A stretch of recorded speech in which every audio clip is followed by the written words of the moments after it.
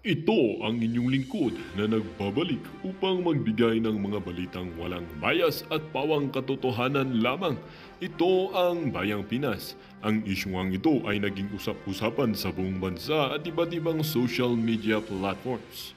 Kati Binag, inalabas na nga ang video na nakikipag-jerjer itong si unang ginang na si Liza Smag sa ibang lalaki. Presidente Kuting, nanood lang. Dito nga natin makikita at mapapatunayan mga kaibigan ng mag-asawang ito na naninirahan dito sa Malacanang ay talagang ipinapahiya na ang ating bansa dahil sa kanilang pinagkagagawang mga karumal-dumal katulad na lamang nitong si Liza na ito na si unang ginang na nakipag-jerjeran sa ibang lalaki.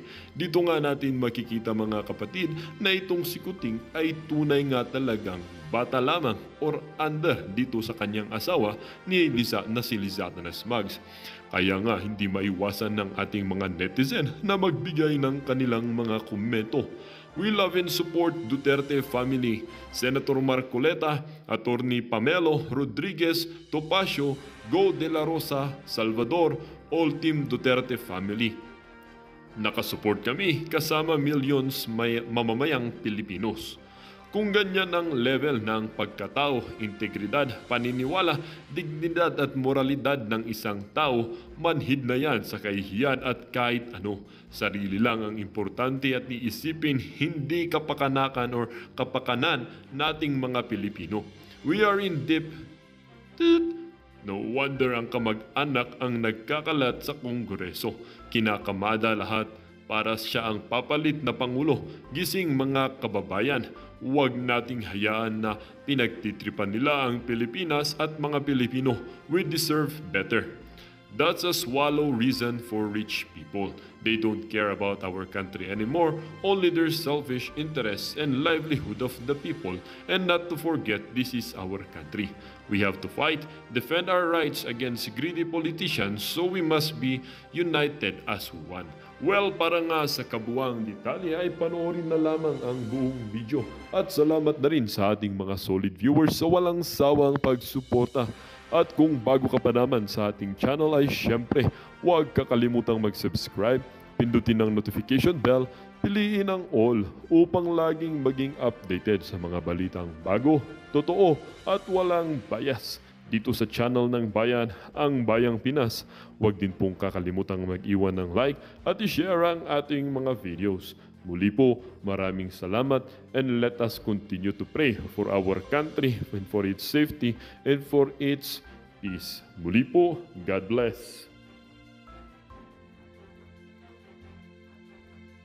Kung sinabi mo sa akin yan, gusto mo ba?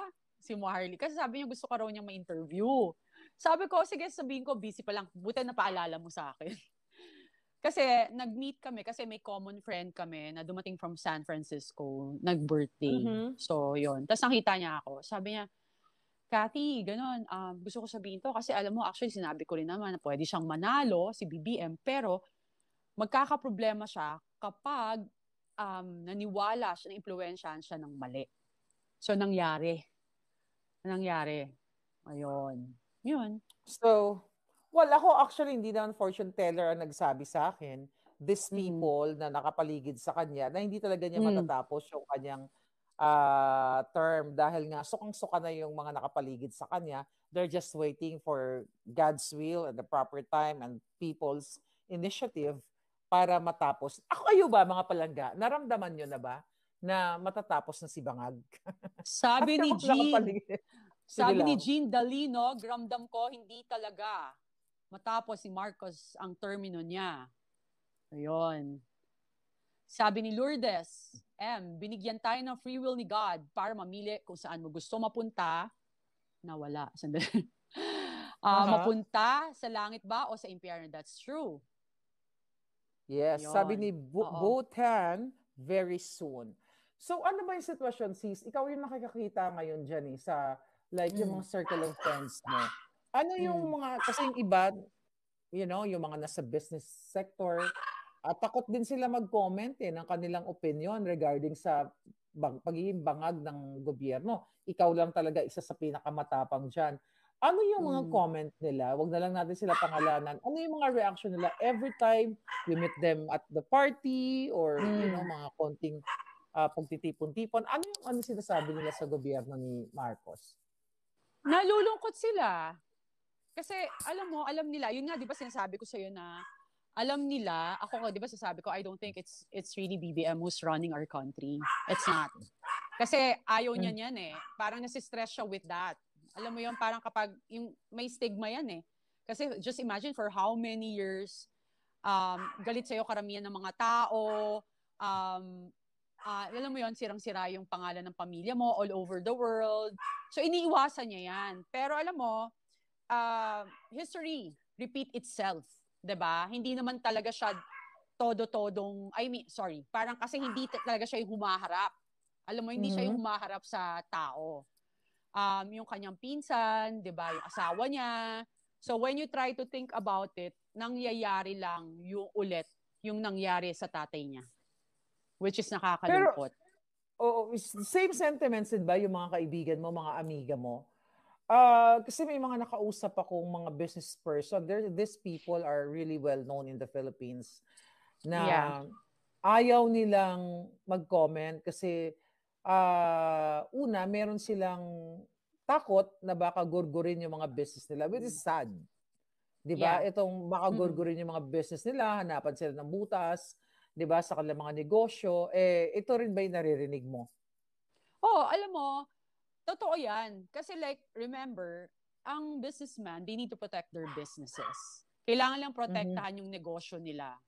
So, kung pwede lang, ayaw nila makialam sa politics. But, actually may power sila to have a voice sa totoo lang. Pwede. Kasi, alam mo, kung may paninindigan ka talaga, pag nakikita mong may mali, dapat sila also ng boses. Sila maglabas ng boses. Alam mo, magsalita sila about it. Huwag nilang konsintihin, 'di ba? Mali kasi 'yun eh. Mali yung kinukonsinti mo yung alam mong mali. At saka huwag nilang pagtakpan. Kasi saan tayo pupunta pag ang nangyayari sa bansa natin is takipan? Kasi may mga personal na interest lang sila na gusto lang nila na wag masaktan or tamaan ang mga negosyo nila. Sila itself, they can unite na na ilabas yung katotohanan. Ganun 'yon. Yeah, so alam mo ba sis, I don't know kung napanood mo yung nakaraang vlog ko. Pero alam mo ba na bago ko inilabas yung video noong July 21 or 21st dito sa US, alam ni Senator ni Amy Marcos yung video na yon. She knows. Hindi. Yeah. Oo. Well, parang nabanggit mo naman sa akin. Oo. Alam niya yon at alam niya na yun ay authentic. Sabi ko nga, maraming beses na yung mga tao na sa paligid niya na sinasabing magsasalta na si Amy at talagang isasabi niya na sa taong bayan na yung kapatid niya ay addict, ang kapatid niya ay talagang tumitira ng white powdery substance o pulburon at hindi na niya kaya yung ginagawa ni Lisa. Pero ikaw, sa nakikita mo na ginagawang pagtatakip ni Amy, kasi never again, no more Marcos. Ganun din ba yung opinion mo bilang isang, taga-Masid, kritiko, di ba, na nagtatakpan ni Amy yung kanyang kapatid sa kabila ng mga internal communication na siya ay magsasabi na sa taong bayan na ang kapatid niya ay lulong na lulong sa masamang bisyo. Again, sis, babalik ako dun sa sinabi ko kanina na again, if you're running as a government official or magtatrabaho ka sa gobyerno, ang loyalty mo dapat ay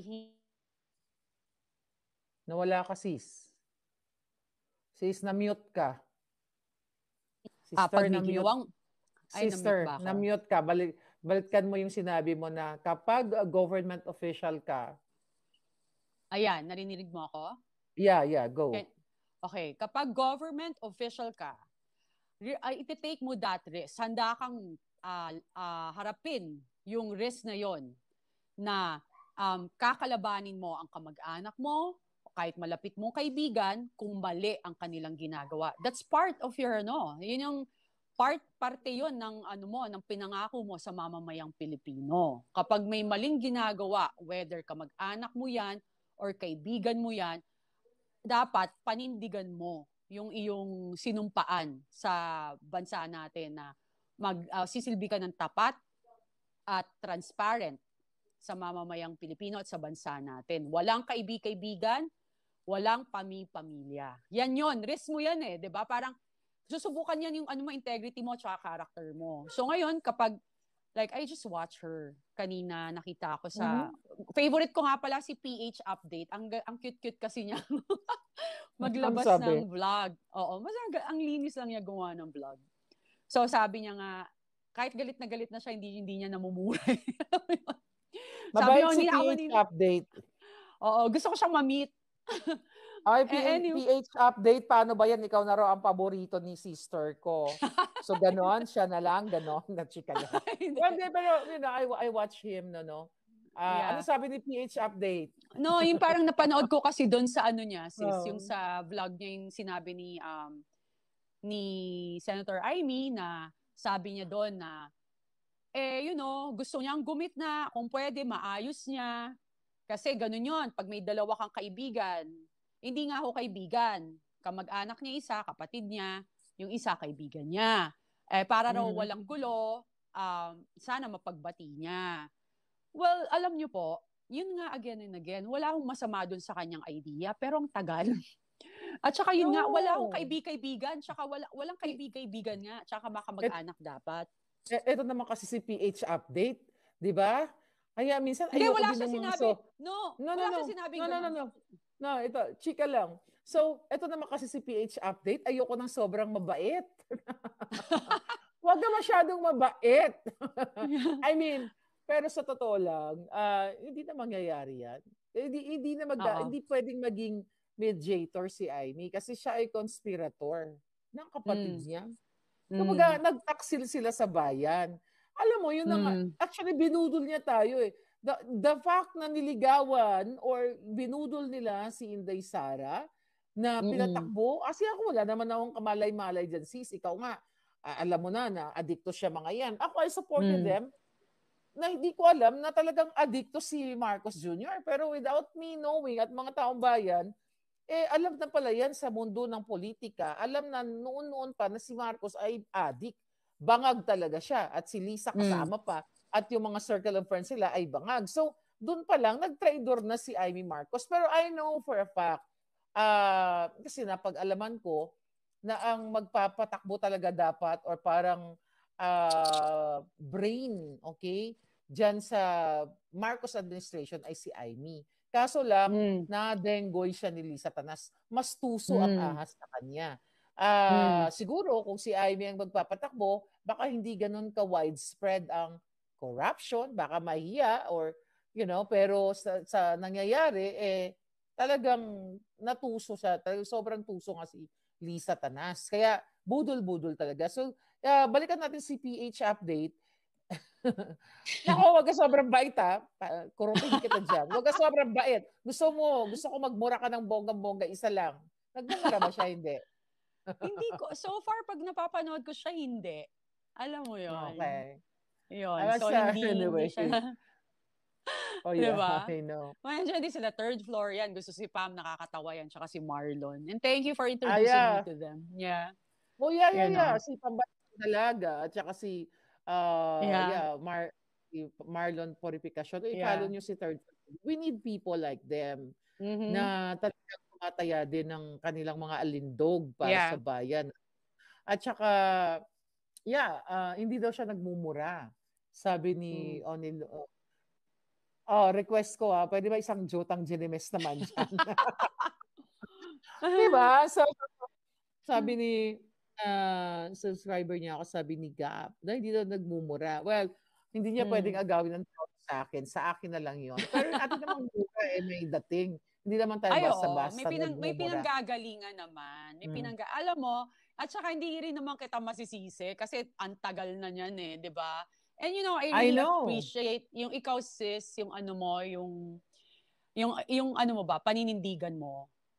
Talagang solid Iba yon. Importante. Sister, I have a question. Dito sa iyong pag all out na nga at iyong mga testimonya, meron bang magiging dahilan na one day you will swallow all the things na sinabi mo, na na-witness mo dito laban sa mga bangag? Hindi. Bakit? Para saan? Diba? Parang, maki-question integrity mo dito eh.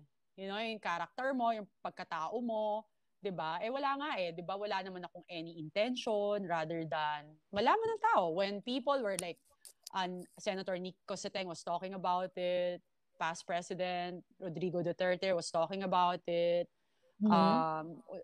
Si Mr. Morales, then then some other people, para saan, 'di ba? Parang eto na 'yun eh. Andito ka na and yung sinasabi mo lang kung anong nakita mo. 'Yun. Ako I think magkakaroon pa ako ng kahit papanong respeto at saka compassion kapag paglaban niya talaga yung tama. Yung parang ayoko na, tatanggalin niya yung mga nasa paligid niyang nagsisinungaling. Yung talagang tatanggalin niya or talagang sabi niya, opo, nagkamali po ako. Hindi ko kaya to. Maliho yung lideratong pinamumunuan ko. Yun. Kasi, alam mo, magsisave lang nun. Kasi sayang eh. Di ba, binigyan na siya ng opportunity ng mamamayang Pilipino and, siya. At tinulungan siya ng mga Duterte. And, yun yung nakakatakot. Dapat maisip yan ng mga ng mga kumakampi sa kanya ngayon. Kung yung isang tao na naniwala sa kanya, nagtiwala, tinulungan siya para manalo sila bilang presidente at maupo sa posisyon kung nasan sila now, is tinatraidor nila. And wala namang ginagawang masama rather than na may nakita lang na mali. Hindi nga nagsalita yun eh. Di ba tumahimik nga, tapos nag-retire nga, tapos biglang binuli nyo lang ng binuli. O ngayon, good luck sa inyo. Kasi for sure, maraming hawak yan. Alam mo yun. So, good luck lang. Parang hawak lang ni Cathy Binag. So, grabe, diba? So, sabi ni to beauties and brains, sabi ni Gracita Ridona, thank you mga palangga. So, ang takbo ng politika ngayon, talagang mukhang halos itong mga, ito pala, bago ko makalimutan, pag-usapan natin yung slate ni Bangag. Okay? Yung slate niya. Alright? Yeah. So, ito sa tingin mo, kasi yung iba dito kilala mo eh. Teka, nasaan na yun? Ito. Alright. So, ito. Si Abalos. Nakilala mo ba to personally? Si Abalos? Hindi. Okay. Hindi. Ano tingin mo sa kanya? Numingiwi rin to eh. Isa sa mga isa sa mga tatakbo under sa Bangag administration. Ako talaga, my stand is pag walang paninindigan at saka nag-tolerate ng mali, ayoko. So ayoko sa kanya. Ayoko talaga. Hindi siya okay. Kasi 'di ba? Parang mas pina-prioritize niya yung manatili sa posisyon more than for the people. Power. Yes. It's just there for power. Yan, siguro ako na lang yung lahat ng umaayon, lahat ng nasa slate ni Bangag, eto yung mga taong ibinenta ang kaluluwa sa mga ahas. Kasi katulad ni Manny Pacquiao, 'di ba? Dati yan eh. Sabi niya, pananagutin niya ang mga Marcos, si Imelda Marcos sa mga kasong pagnanakaw, pero all of a sudden under na siya kay Bangag. 'Di ba kilala mo to? Oo naman. Inaanak niya yung bunsong anak ko. Yung na-chismis na anak ko niya. 'Di ba? Grabe. Okay, let's talk about Pacquiao, Kasi ito naman ang ating show is Kamot Sari. Mag-comment kayo dyan palangga kung anong mga gusto nyong pag-usapan namin o gusto yung mga katanungan. Paano, Thank you, beautiful. I think na-explain mo na to sa third floor, ano, na nakilala mo si Yeah. Pacquiao. Mhm. Pero, for sure, pareho tayo ang pagkakilala natin hindi ko naman siya kilala in person. I met him many times, pero hindi kami nagkaroon ng talk, like you work together, di ba? So, Yeah. ano ba yung pagkakilala mo kay Pacquiao? Mabait siya. Tapos talagang, well, we're talking about like 15 years ago. So people change. Sabi ko nga, 'di ba? Kapag pwede kang kainin ng sistema, but I'm not saying na pwedeng kinain siya ng sistema. Hindi ko pa siya nakakausap, pero ngayon, Manny, ano ba? 'Di ba? Dong. Parang Dong, ano ba? Tatandaan mo ba? Dong. 'Di ba? Parang alam ko Natatandaan mo ba talagang yung sinasabi mo na he really loves to help people. Like when I was working with him, talagang matulungin yan. At saka nakakatawa yan. Kahit yung mga pupunta, kunwari sa taping niya pupunta, alam niya na yung taong yun, nabigyan niya ng Mangingi? tulong. Like, oo, nabigyan niya ng Okay. tulong, magpapa-hospital po ako. Ako mabilis yung mata ko sa ganyan eh. Sabi ko, huy, binigyan mo na yan ah. Last week, hayaan mo lang, alam ko naman.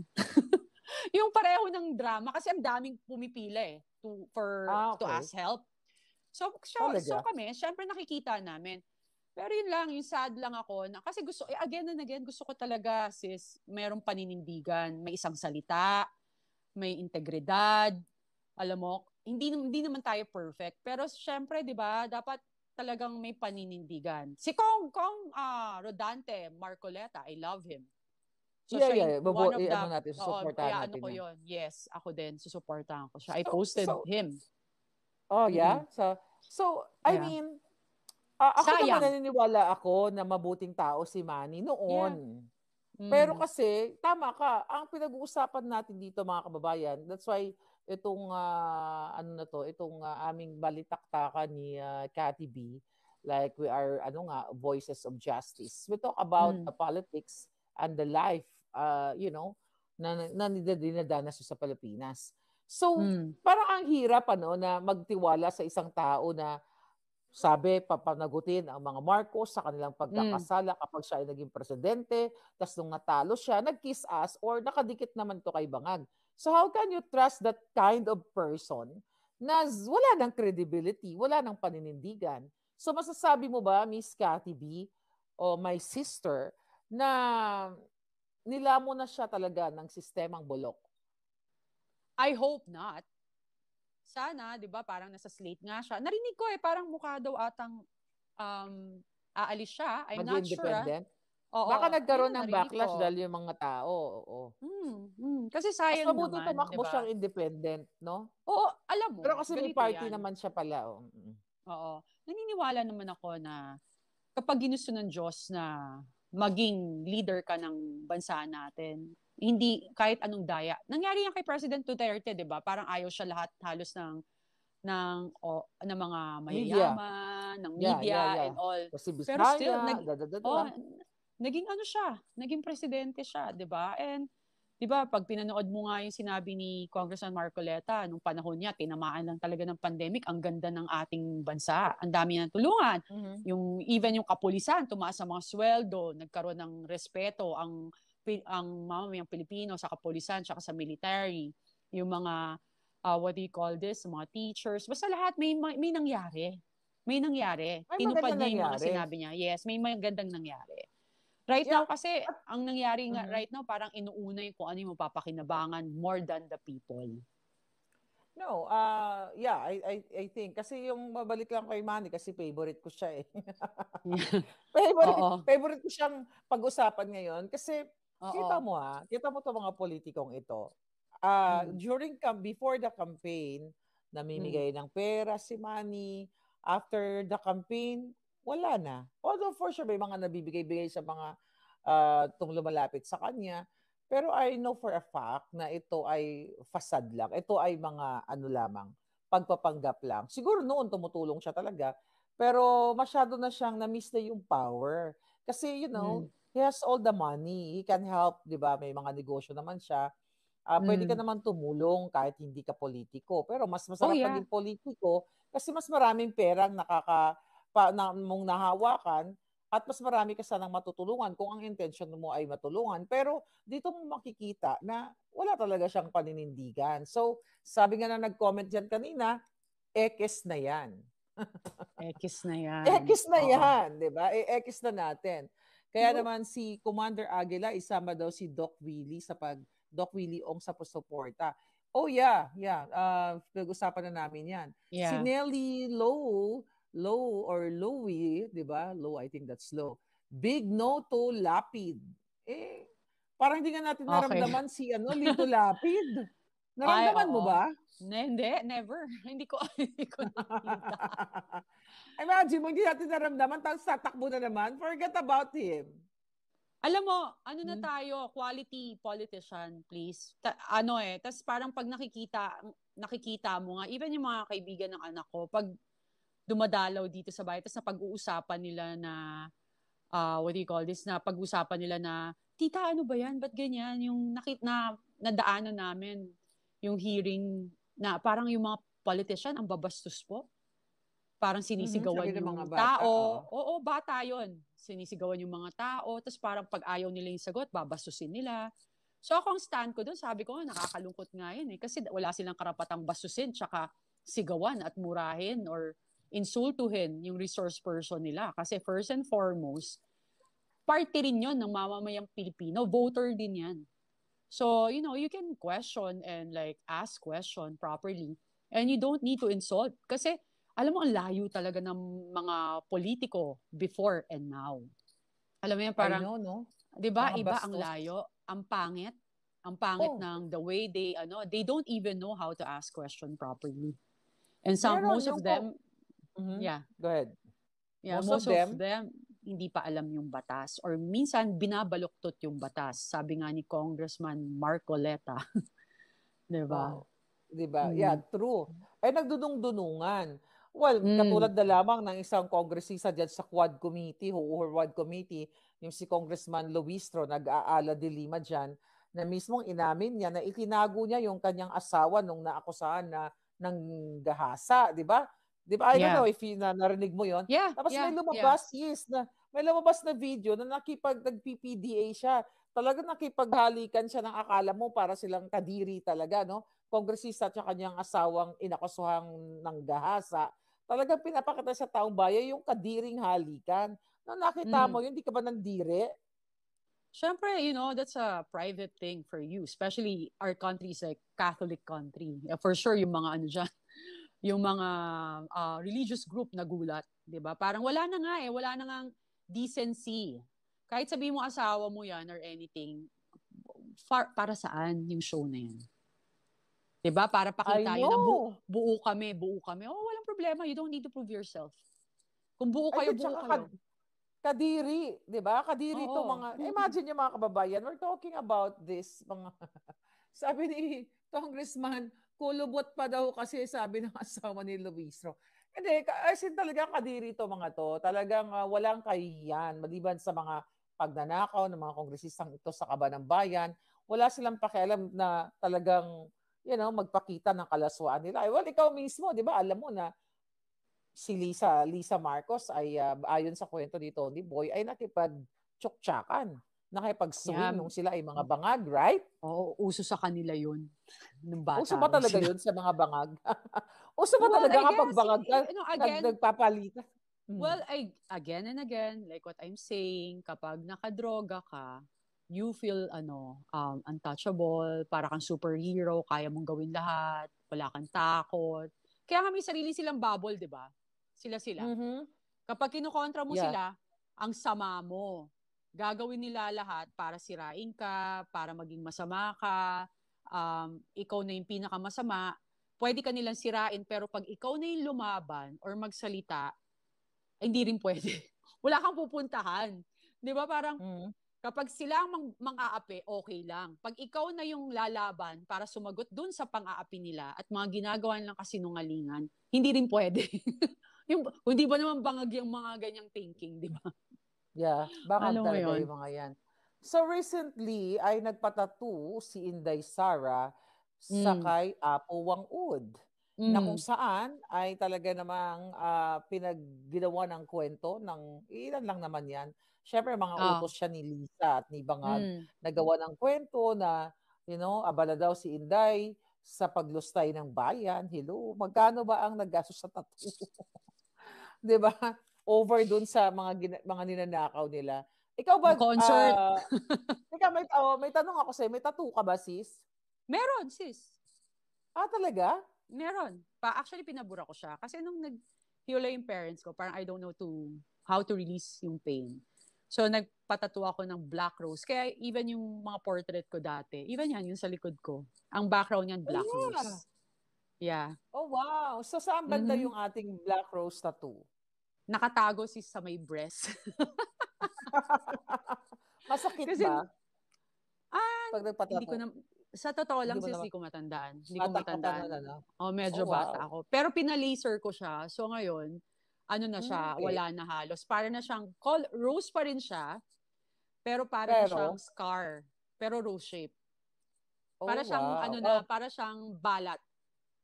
Kasi nung nagkaanak ako, alam mo sis, yung nagkaanak ako, na-realize ko na yung mga anak ko, syempre nakikita na sa babae pa. You will realize pag habang tumatanda ka, marami kang matututunan. Dalawa nga lang, di ba, is either gagawa ka ng kabutihan, matututo ka sa mga kamaliang ginawa mo, or mananatili ka maging masama, or magpapakabuti ka.